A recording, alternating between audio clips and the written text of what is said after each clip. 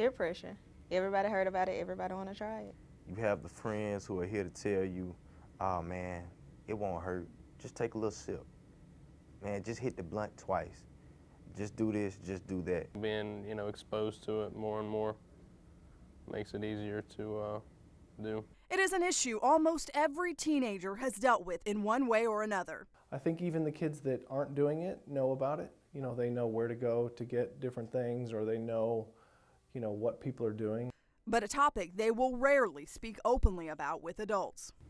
I've smoked Black & Milds before, and I've also had marijuana before. Now 17 and in high school, for Nick, the abuse began early on. The first time I ever got drunk was in like 6th grade. I mean, I didn't start like doing drugs then though. It was about 9th grade. Being in high school, being, exposed to it more and more. His casual use eventually turned into a full-blown addiction. I got in trouble at school and being intoxicated at school, prescription drugs and alcohol. At that time, it was a daily thing, and ended up going to the hospital for suspected overdose or something. And then my doctor said that I needed to go into, rehab.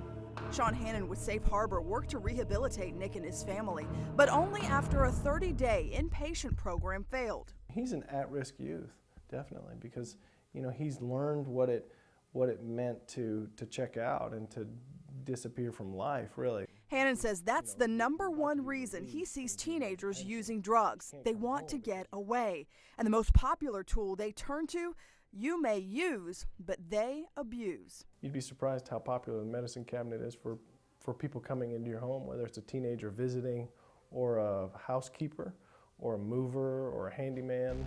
Hannon says every day in America, 2,500 teenagers take a prescription drug they've gotten illegally just to get high.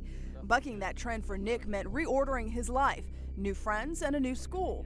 But most importantly, he had the support of his family. But that is far from the norm. On Fridays, there are a few kids at our school who get together and they throw parties, actually, for nothing but using marijuana and drinking. Their parents sometimes are there, sometimes they're not.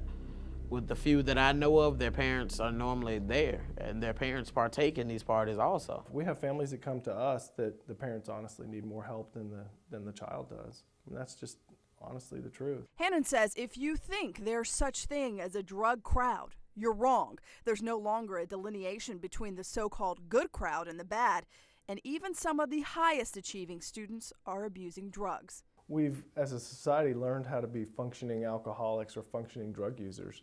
They struggle to deal with the stress, the pressure to succeed, and finding the power to say no. They hear Wiz Khalifa all the time, all of his music, weed, every single song. Wayne, he always talking about getting high, being on syrup. That's all you hear. Sometimes it's pretty difficult to actually say no, but I've managed to do it. It's greatness in all of us, in every last one of us. Your life can be taken or it can be ruined.